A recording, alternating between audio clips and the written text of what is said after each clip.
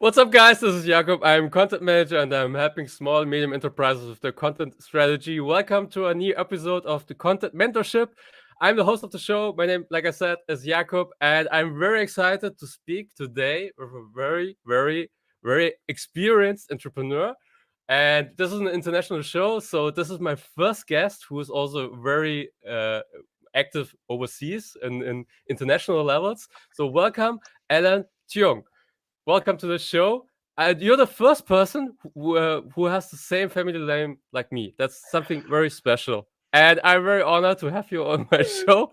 You're the founder of Green Acre Capital Management and Blink Community Co-working Space. So we are going to speak about the companies that you found. So first of all, welcome to the show. How are you doing? Thank you, Jakob, for having me on the show. Yes. Thanks for the intro. My interpretation of very experienced means old, but no, mentally not at not all. old. I think you're very young in when it comes to challenging other people. So when we speak about topics, it's always that your ideas are very young. So it's no. Experience means for me you're somebody who experienced a lot of things and tried also very a lot of things. And this doesn't have to mean that you're an old person. That's not what I meant. Yeah. No But need to again, defend. No need to defend. okay. So you're very active internationally, and we are going to speak about your business and also about IO, the entrepreneur organization where you're very active. But first of all, can you introduce yourself in a nutshell? So who are you and what are you passionate about? Okay. Well, I just basic background. I'm a Canadian, raised, educated, also worked in North America when I was young. And then moved over to Asia about 20 some odd years ago. I was actually what we call salaryman, working in the finance and real estate industry for about almost 12, 13 years before I set up my own company. So I've been an entrepreneur for basically 14 years now, based in Hong Kong, moved over here about 20 some odd years ago. And basically my business now is mainly property, but I don't like to call it property because property is very dinosaur in young people's minds. I love tech. I love sort of modern trends. So I focus on things on sort of how modern behaviors changing with technology and how it utilizes property and space and hopefully generate some value add ideas with it with businesses in basically Asia, Hong Kong, China, Japan. We also have projects now in the UK and US. So that's sort of my life in 30 seconds. Yeah, very international. So why do you think property is a dinosaur? So to younger people, do you think so? Sorry, property you're talking about? So because you said you don't like to call it property because this doesn't Ah, sound that okay. sexy to younger people. Okay. Do you really think Okay. so? So that younger people are not interested in these topics? Okay. Well, I think the world has changed a lot, at least in my Mhm. work life for the last 20, 30 years. I think things have moved a lot faster. If you ask people what are the next industries that are going to make them money, obviously they say tech, biotech, fintech. Not a lot of people say prop or prop tech in that regard. So I think we are perceived as a slower moving industry, which we Mhm. are. And brick and mortar usually takes a lot more time to evolve compared to something that's more on the software side of things. And next thing you know, we're talking about metaverse where you can own property virtually, which is a completely different topic. But I think my passion is still in property because I think at least in my lifetime, face to face is still important. I think in today's world where things are moving faster, collaboration Mhm. and certain things about there's certain startups and where people need to hustle where face to face is still important and I guess I'm fortunate to be still in that realm where I think face to face is important and that sort of drives the dynamics of why we Mhm. need to be in close proximity of each other rather than just virtually sitting in your own living room. Yeah. Yeah. Exactly. In the preparation of this interview, I researched, and I mean, you're the CEO of Blink, which is a co-working space business, basically. And I thought, okay, we had Corona. I mean, we had COVID, and it was a worldwide pandemic. And how did this affected your business? I mean, co-working space, it is basically property, and I mean, people can't meet each other, and they can't use these spaces anymore. So, what was your reaction to this, to the pandemic? Well, let me go through a little bit of what my thought process is. If you look at Hmm. workspace, when we first started, it was industrial revolution. So people start to aggregate for factories, economies of scale, whatever. That's the first time when people actually aggregate together in a building to do things together. It was all very much industrial based. Then, as the world evolved into service industry based, then you end up with offices and retail where people aggregate to provide services and also to cross work. And that's where Hmm. the advent of offices came up for many years. Yes. Then you saw probably in the 1980s or even 70s this sort of called service office where you can rent the smaller offices, 90s, where you don't need to renovate it shorter term, and at least you still basically have your own cubby hole to do things. It's still a white box. Don't get me wrong. Yeah. And then come sort of the early 2000 and maybe this word scares people. You look at the co-working space in the form of WeWork, okay? And at that time, they were actually still selling space, I'll be honest. Maybe a easily accessible space, cheaper, a shorter commitment, and also hassle-free. I don't need to renovate and what have you, okay? But then uh, actually, a lot of people do co-working spaces around the world, and a lot of people, because the barrier to entry is very low. What my company in Japan does is a little different. We call Blink Community, and there's a reason about the community part. We're actually not about the space. We're about the community of where people can get together. It is all about synergies when you get people together in that Yeah. regard. Yeah. Yeah. Again, what a community. These are number one, obviously, a space where like-minded people get together. They don't Mhm. necessarily have to be in the same company. They don't necessarily have to be in the same industry. As long as they share the same drive and passion, a lot of times you go to a place. Why? Because people get me excited when I go there, or maybe Yeah. people have some sort of commonality. For Blink, as an example, is an outshoot of my property investment business. We ended up doing it in Japan, and why? And I think it's a good story. In the Japan culture is very unique. It's very cool, but in a way, it is an island economy. It's an island. So a lot of times there are barriers to entry as an expat, foreigner, in Japanese called gaijin. When you go in, you don't know the Japanese language, you don't know Japanese law, the culture, which is different from if you move around Europe where English is relatively prevalent. And we actually created a bit of a safe haven for foreigners who are doing business in Japan. Linguistic wise, you obviously have multilingual support, setting up companies, local hiring, visas, what have you. And beyond that, people there talk about sports. Let's say, for example, if you're from the US, you talk about NBA, Europe, you talk about La Liga, things like that. And this actually becomes very sticky. And actually, it Hmm. also brings people really together. And this is actually the amazing part. And as this built, and sometimes, and this is where the fun part about being an entrepreneur, you don't realize what you're building. And then next thing you know, we started attracting some pretty interesting people who came to see us. Even NASA from Japan came to Wow. our office to do an event.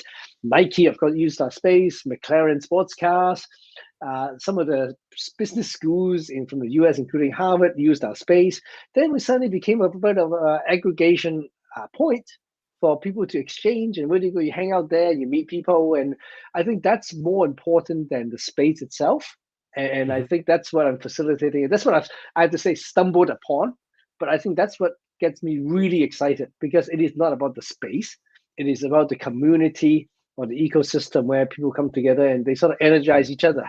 And I Hmm. think as an entrepreneur, you start to learn that the journey could be very lonely. And Yes. as I'll explain, when you asked me about EO, you mentioned that. I'll tell you about it later. It is about how you can leverage each other and learn and then create something better. Hmm. Definitely. So very interesting point, especially the community one. Maybe we stick to this one. When I mean, is there a way that you leverage this community? So in a way that I mean, I can go to this space and work there and speak with the people, but other than that, is there an online community where people can interact with each other on Blink, or how's it work? Well, of course, there is always offshoot of the online community, almost like a Yeah. hybrid, online, offline. Okay. Yeah. When we started, it was definitely very much offline basis. It is very much face to face. I think when we're doing, actually, the other aspect of the community is not just the workspace; it's the events. For any Hmm. given location we have, we do about 200 events a year, which basically is 200. almost every working day. And we don't hire people to do the events. People come to do the events because they like the audience there, and they like the interaction there, and they like the way that they express the gospel, or even have interaction of people to inject new ideas. Like, Yeah. so that's the power of being in person, because I actually think a lot of the value add discussion actually happens in between, when you have your break time, your coffee or your drinks after. How many times have Yes. you had a meeting, a conference, and when you go outside for your bagel and your coffee is when the interesting things happen. And Yes. and Definitely. and, and I think at the moment we haven't. I think Zoom is very structured, or I don't know, I should say that the video call in that regard. And I think, same thing when you and I chat offline when we prepare for this, a lot of these interesting ideas come up. And I still believe there's a lot of tidbits of this which doesn't happen in the structured Yeah. program. Yeah. And when you get people together, these sort of synergistic activities really happen. Yeah. I mean, yeah, definitely. So you can't force creativity. So I think all these studies shows you can't be, so you have to be creative between 9 a.m. and 10 a.m. And that's not possible. So you need to give some space your mind, and also the whole yeah, when you do an event, the whole event so that people so that things can come into your mind. That's the important thing, and this is something that Blinks uh, delivers. So you're giving the space where people have these kind of ideas. That's awesome. That's cool. Yeah, yeah, I like it. and it actually creates a sticky environment. I Hmm. think what you learn today is people are becoming more and more differentiated. I think we call Hmm. it a very bespoke, but in a way also, the more quirky you are, the more niche you are, the Yeah. more clingy you'll be. Okay, Okay. so and it's not just about industry or knowledge or business you're in. It could even be the personality. And I think people nowadays now do pick the people that they come together based on certain sets of commonality, and that creates such a smart bond, a strong bond beyond just the space. I go Hmm. here because it's closer to my work and what have you. And in the end, I think it is all about sort of creating communities in pods. That each pod has its own differentiation. And don't get me wrong, you can belong to two or three communities. There's not one that fits all. And I think there's room for a lot of that. And it is not one, I don't want to use one metaverse for all, but it is not one space for all, one place for all. And I think Yeah. that's what's cool about it. Yeah. Definitely. So you're this is a quote that I got from Jim Rohn. You're the average of the 5 persons that you're hanging out with. So just be aware of the people that you're hanging out with, because this will lead to different results that you have in your life, in your business life, in your private life. So yeah, definitely. So community is a very, very important thing, especially for entrepreneurs. And one thing that you mentioned is also very important, that we are oftentimes we think we are lonely as entrepreneurs, but in my opinion, when I started my journey as an solopreneur, I was not only I never felt lonely, because I had different communities where I spoke with people and with entrepreneurs and interviewed them, like I'm interviewing you, and they're very supportive. They asked for help. They helped me also, and I think entrepreneurs are the the most helpful people that I know, because they know these struggles, and everybody has this feeling. Yeah, I have to do it alone, but don't have to invent everything from zero. So there are many people that can help you. So yeah, awesome. Oh, I think, Jakob, you're probably one of the fortunate ones who have Yeah. built up your network and have people who are very open about it. There are a lot of people, and you know it. Every entrepreneur, every senior manager knows that there are deep down always some fundamental issues, which is tough. And these are not things you share with your family members. These are not necessarily things you share with your Yes. friends or even your colleagues. But I think being brutally transparent, brutally honest about it, sometimes, and opening up and talking to people who are receptive Hmm. and people who are also have gone through similar experiences. The similar doesn't have to be in the same industry. Helps a lot in clarifying one's mind Yeah. to make clearer decisions. That's all. And Yeah. again, I can again. This actually leads me back to EO and how it helped me in the process of doing this. And this is all Yeah. years of sort of experimentation to get to where I am. Yeah. You know. You already mentioned AO. Maybe we continue with this topic because it's also a very interesting topic, and the reason why how I found you. Can you explain what is AO? Can you explain first Uh, of all this? What is the entrepreneur organization? Okay. Well, I was involved with the organization about 11 years ago, introduced by someone in Hong Kong. The full name is Entrepreneurs Organization. It started in the US with a few business leaders, but it's grown to about 14,000 members today across probably like 150 chapters around the world. Um, when I first joined it, I mean, it was okay. It's different. It is not your local sort of trade, what's what trade association. Hmm. It is not your local. It is not a networking organization. It is not a social club. It's very purposeful. It is what I Hmm. call a peer-to-peer organization. There's very specific requirements. You have to be the owner, the starter of your business, and whatever. Because we share a lot of similarities in terms of the heartaches that we're in, regardless of what industries you're in. Yeah. Um, of course, they do cool events. They link up people together. These are all very basic stuff. But actually, the foundation of EO is what we call a forum. We actually group people of different industries together, where we actually come together on a regular basis, possibly monthly or bi-monthly, where we actually update each other on a very intimate level. There are actually protocols to talk about this, and it's all Okay. developed through through some of the leading business personalities around the world.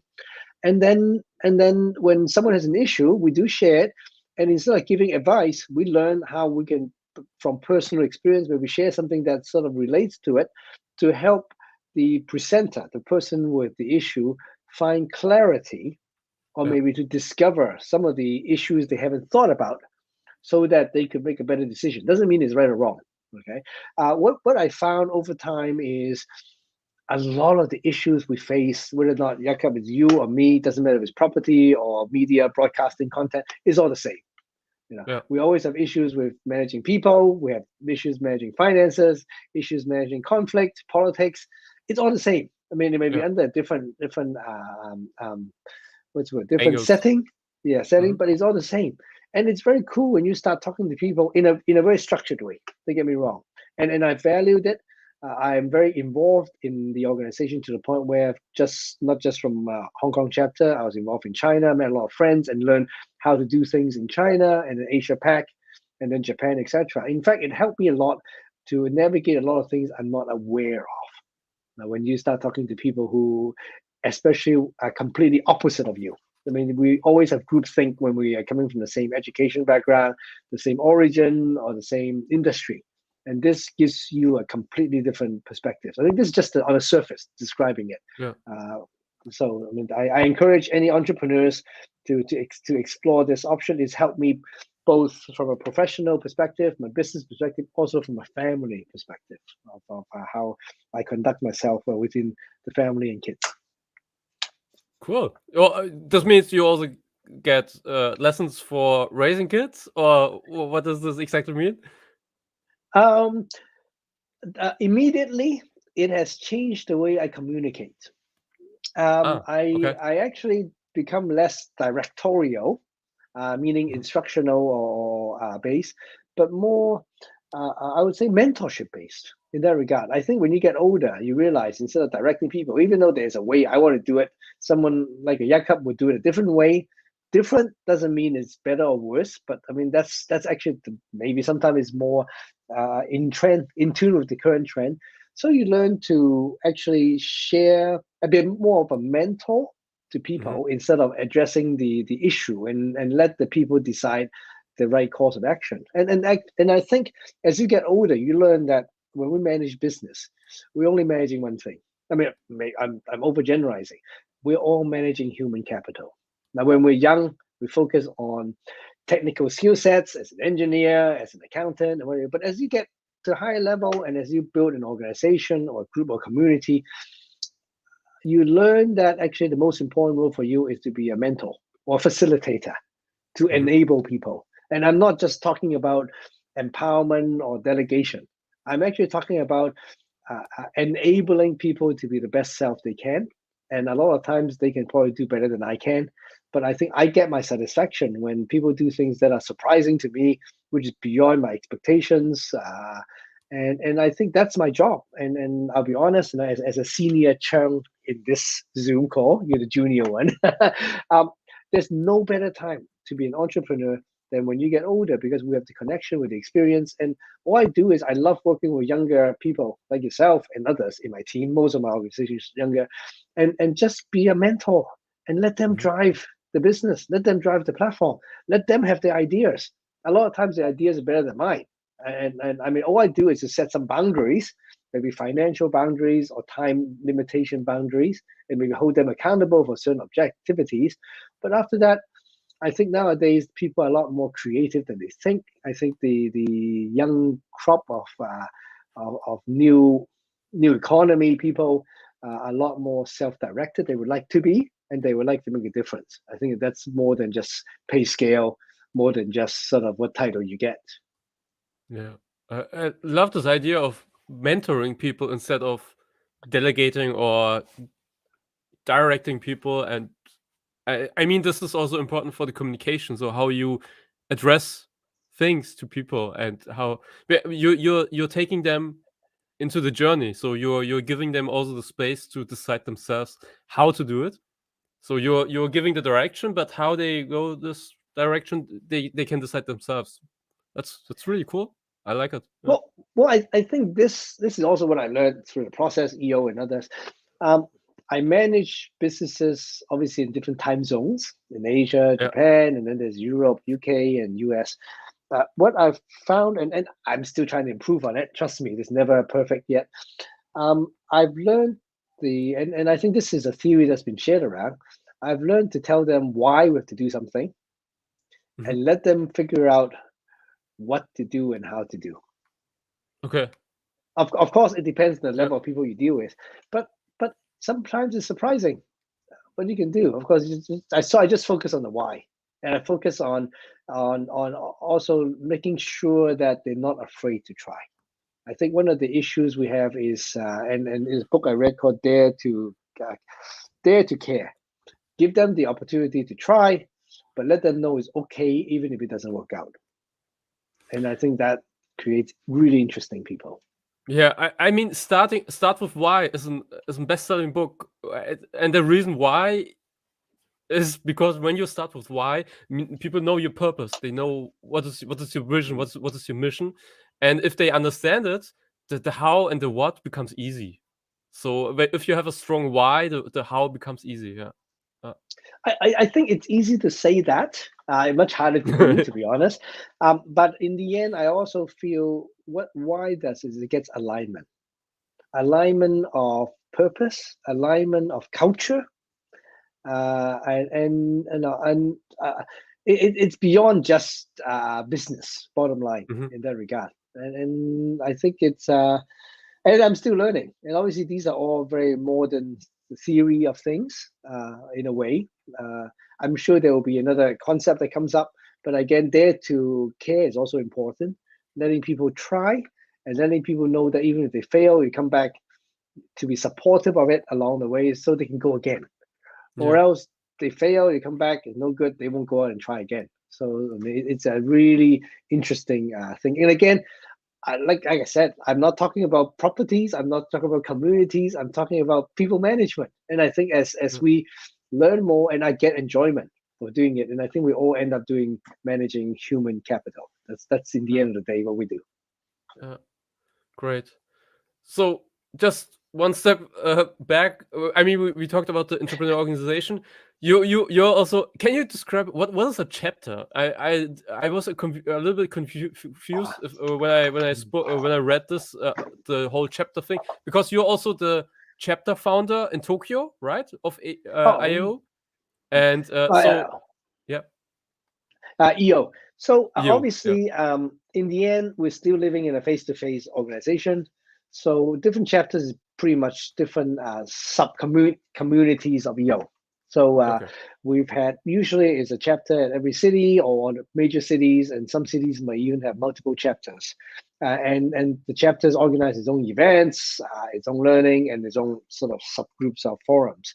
I was originally in Hong Kong and founded a chapter in China, southern China, which caters to obviously the southern China entrepreneur community, which is very different from Hong Kong, to be very honest.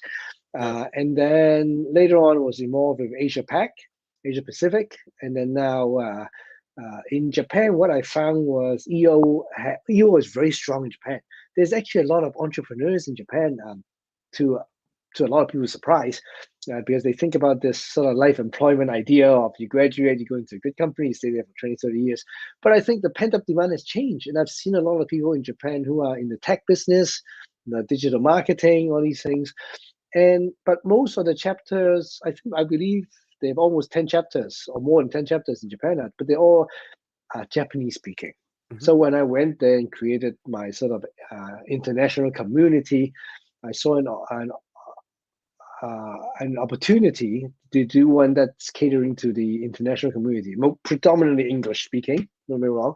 We probably have about half expats, international members, and half Japanese members too. But Japanese members are a little bit more outward thinking. They might have gone to school outside Japan or maybe do business outside, and we have a really interesting melting pot of culture there, which again, it facilitates people doing business in Japan or with Japan in that hmm, regard. So in a way, it's 100 and I think it's almost 150 chapters now connected all together under this big umbrella.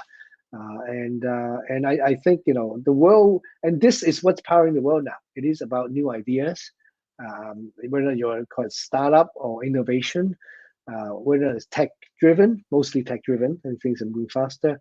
But I think you can see that's where all the optimization improvements going for sort of world economy these days.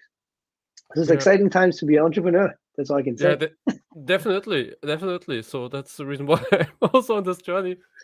And the cool thing, like I said before, if you speak with other entrepreneurs, you get these vibes, and they are so supportive, and they know somebody who knows somebody who maybe could be interesting, or yeah, that's how I grew my network through my podcast and my live show, and meeting awesome entrepreneurs around the world who are try to change the world to in a positive way. That's awesome. Really love it.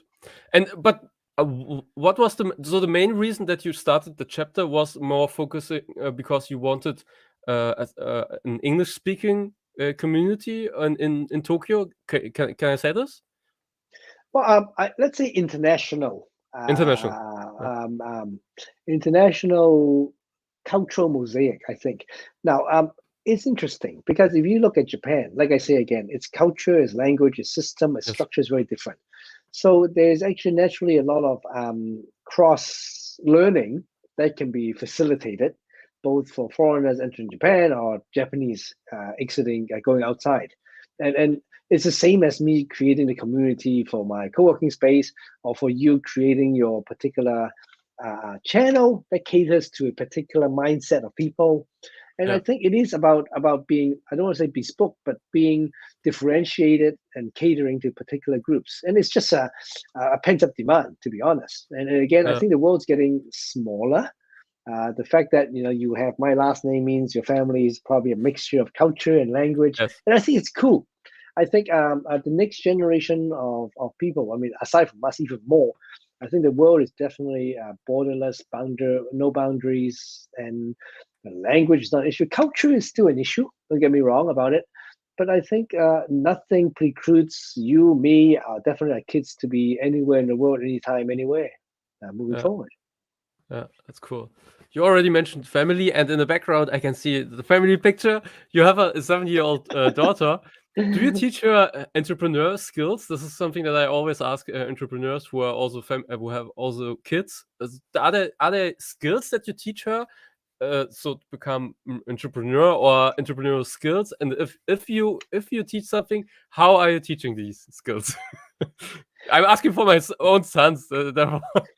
I don't think kids will understand and can spell the word entrepreneur. Okay, to No, begin with. no, yeah, okay, that's a good point. and Yes, yeah, and yes, and I think entrepreneurship is sort of a new subject that's happening now in educational institutions, which never had before. There was business management before, whatever. Um, I don't, to be honest. okay, I think the way I look at it is it's different now. I live in an Asian society where they place a lot of emphasis on education. Parents get interviewed to get the kids into preschool, into primary school or grade wow, okay, school, and it's a lot of pressure. And do I subscribe to it? I don't want to overgeneralize. I don't, because I think education gives everyone a leg up on certain things, but in the end, is there a correlation between academic success and I don't even want to say family success. I don't want to say business success. Family success, probably not, to be honest. Okay. yeah, I remember I could tell you what I do with my daughter, which I think it's hopefully helps her prepares her for the world. I think the world is less and less knowledge centric because knowledge is becoming very accessible now with search engines and what have you. I think it is about making your own self judgment, and more importantly, it's about being able to make your own decisions, right or wrong, and also having no fear to try new things. I think that's the way you look at it. So I mean, I try to expose her to as many things as possible, and also so that she can find her passion. Some people takes a long time when they're late in life, but they find a passion where they can really focus on. Some yeah, find them early. Also, I think I gave a talk before, actually in Japan. It was interesting as a gaijin or expat to a Japanese group, and they asked me, what tell me something about you that maybe is different from some Asians. And I remember I summarized it with 3 phrases, which I would love to instill into my daughter if it happens. I think the three phases are uh, no boundaries, no fear, no regrets. love it. So I think does it again? You don't go crazy about it, but I think the modern education teach a lot of people to sort of live within constraints, and I think the fact that I think I can say this: I spent half my life in employment lifestyle, and it's like swimming in a swimming pool. You swim hard, Yeah, you would learn like the your you learn metaphor. yes, you like you perfect your form, you swim very fast, and you climb the podium. Uh, When you go entrepreneurship, you're basically in the middle of the ocean. You decide which direction you swim, and love then it. No of course boundaries. No you have to know boundaries. how to swim. No boundaries, Yeah. no fear, and no regret. I think those are the three Mm, things I love to instill in my child. love it. But are you also sorry for being so explicit? But are you saying also to your daughter, no boundaries, honey?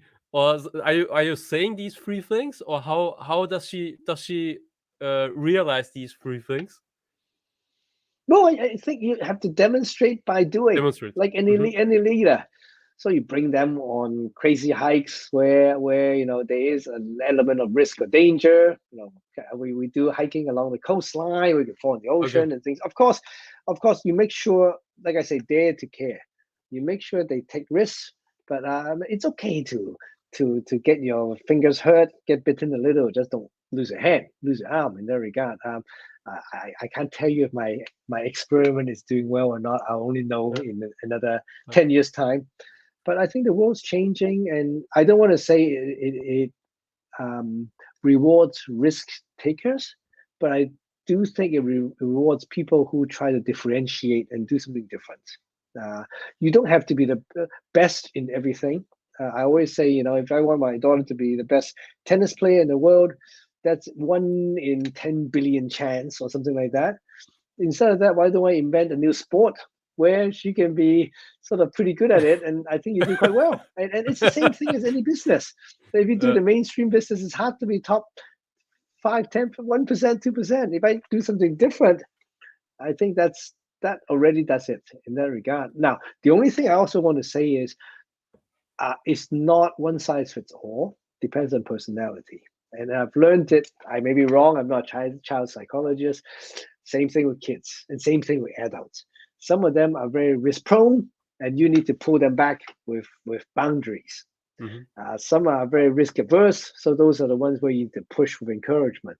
So it's the same with the team. But these are good. People who tend to be risk averse are very careful people, and there are certain roles which they're very good at. Yes. There are people who are very gung-ho, and there are also certain jobs or duties or responsibilities which they're really good at. And I think that's the beauty of having a very diversified team. Actually, they talk about, should you build a team where it's multiple Jakob or multiple Allen, so I don't have to spend all my time. I actually enjoy speaking with people who have different background and engage them. And a lot of times, we're not doing rocket science. I mean, if you are, that's a different story. But this is really the interesting part, I think. Awesome.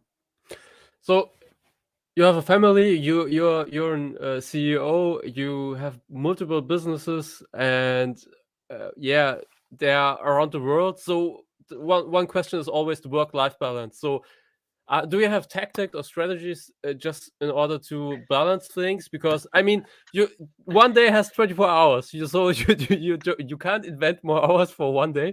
So do you have some rules or some tactics that you have when it comes to work life? Okay, well, again, I always use the word brutally honest. I learned that from a friend of mine. I'm bad at it. Okay, prior to COVID, I would be flying probably 90 times a year, but I come back for the weekend. Okay, but still, I think COVID has put a big reset on everything in a good way. Yeah. I mean, things happen for a reason. I think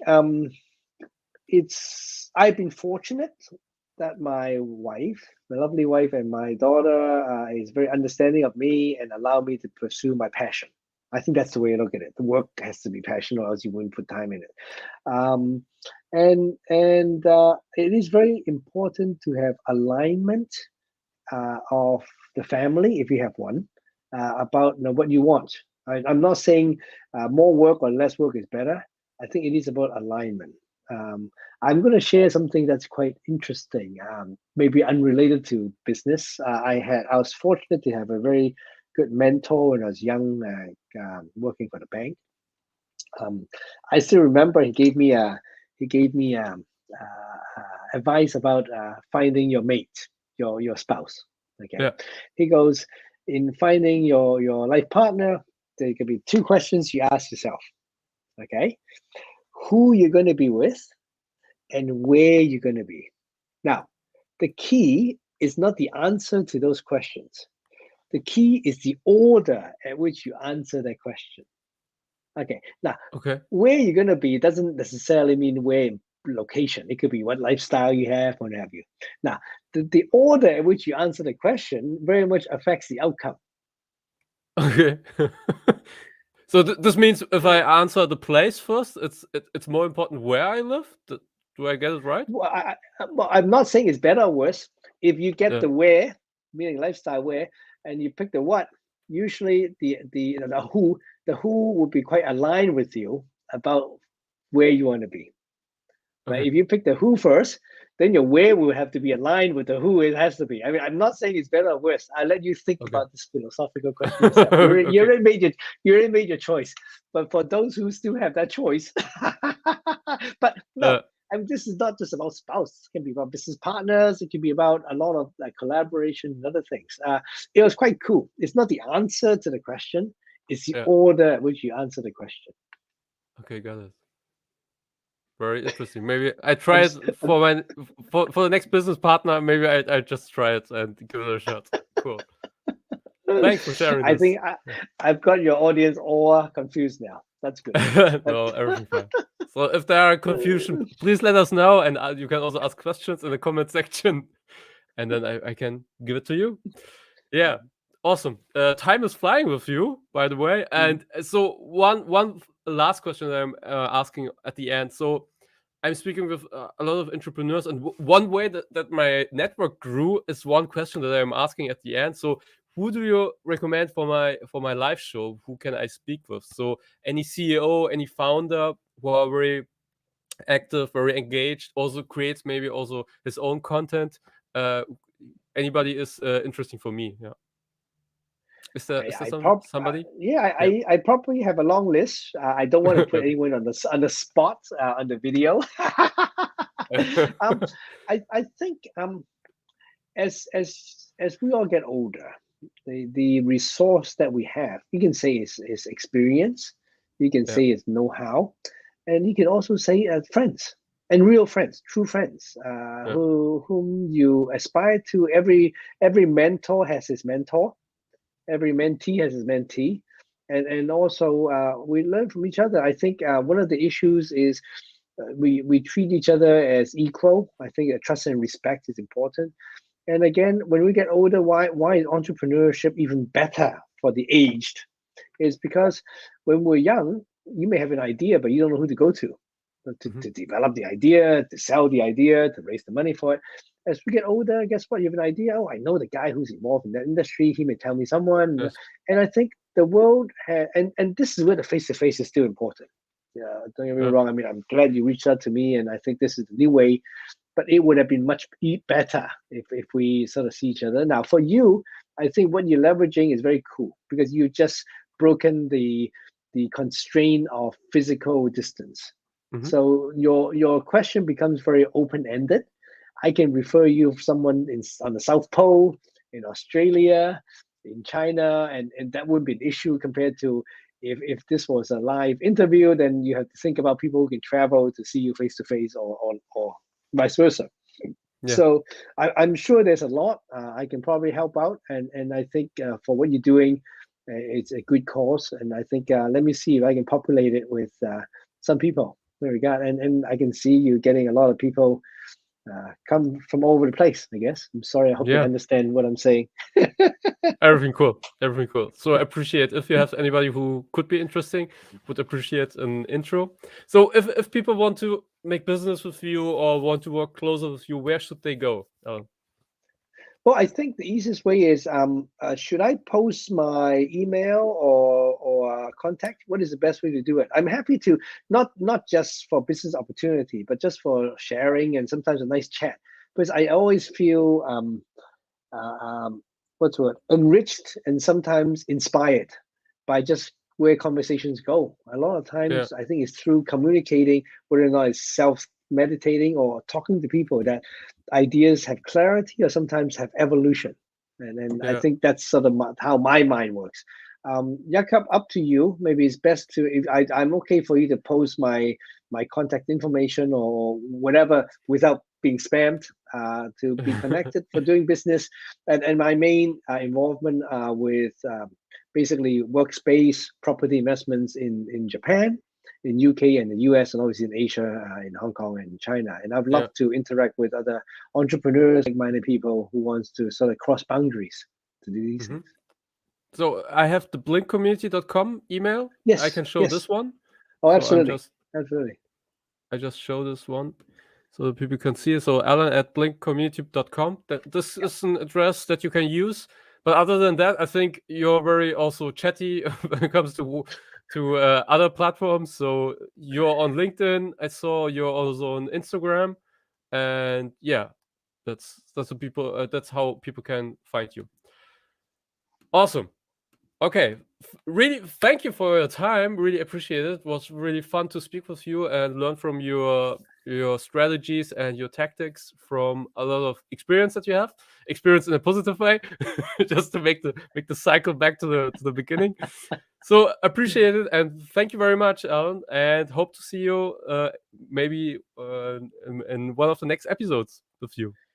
Thank you. Good luck with your show. I hope I share something that's a little different. Again, feel free to Definitely. reach out to me or through Jakob. And I think the world's getting smaller. I love hearing from other people, and I'm sure new ideas and sparks will come. Congratulations That's on cool. your show. Thank you very much. See you. Okay. Bye-bye. All right. Bye.